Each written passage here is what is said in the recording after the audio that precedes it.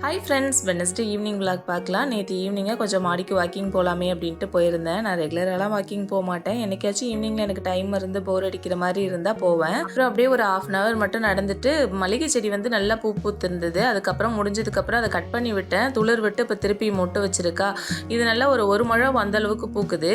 அது இப்போ ஆனால் ஒரு 1 வீக்லேயே பூத்து முடிஞ்சிடுது. ரொம்ப நாள்லாம் இருக்க மாட்டேங்குது. அது மாதிரி தான் 1 வீக் முடிஞ்சதுக்கப்புறம் கட் பண்ணி விட்டேன். இப்போ புதுசாக நிறைய மொட்டு வந்திருக்கு. இப்போ தான் ஸ்டார்ட் ஆகிருக்கு. அதனால ஒரு 5-6 மொட்டை அது மாதிரி தான் வந்திருக்கு. வீட்டுக்கு பேக் சைடு இருக்கிறது செடியில் எல்லாத்தையுமே சேர்த்து பறிக்கிறப்போ கொஞ்சம் நிறையவே கட்டலாம். அப்புறமா கீழே வந்து உடனேவே ட்ரெஸ் வந்து மிஷினில் ஓடி இருந்தது. அதை எடுத்து காய வச்சுட்டு அப்படியே டீ போட்டேன். பாப்பாவுக்கு மஞ்சத்தூள் பேப்பர் போட்டு பால் காய்ச்சி கொடுத்தேன். எங்கள் வீட்டில் வந்து நாங்கள் வந்து டைம் ஸ்பெண்ட் பண்ணுற டைம் என்னன்னு பார்த்தா அந்த ஈவினிங் டீ டைமும் நைட்டு டின்னர் டைம் தான். அது ரொம்பவே எங்களுக்கு ரொம்ப ஸ்பெஷலான டைமாக இருக்கும். அதனால தான் வந்து ஒரு 4:30 5 o'clock டீ டைம் முடிஞ்சிடும். ஆனால் எங்களுக்கு எப்போவுமே 6லேருந்து 6:30 தான் டீ டைமு. ஏன்னா அப்போ தான் எல்லாருமே ஒன்றா உட்காந்து குடிக்கிற மாதிரி இருக்கும். அதனாலே அந்த டைமுக்கு தான் நாங்கள் டீ குடிப்போம். டீ குடிச்சு முடிஞ்சதுமே அப்புறம் வந்து தம்பி வந்து யோகட்டு, பாப்பாவுக்கு ஃப்ரூட்ஸ் அதெல்லாம் வாங்கிட்டு வந்திருந்தாங்க.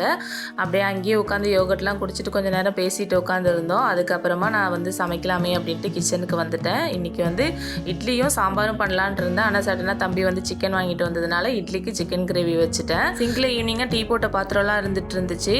அப்படியே சமைச்சிக்கிட்டு சிக்கன் கிரேவி ரெடியாகிற அந்த கேப்லேயே வந்து பாத்திரத்தையும் கழுவிட்டேன். கொஞ்சம் கவுண்டர் டாப்லாம் மெஸியாக இருந்தது. அது எல்லாத்தையுமே க்ளீன் பண்ணி வச்சுட்டு நைட்டு இட்லியும் சிக்கன் கிரேவியும் வச்சு சூப்பராக சாப்பிட்டுட்டோம். நெக்ஸ்ட் ஒரு மினி விளாக்ல பார்க்கலாம்.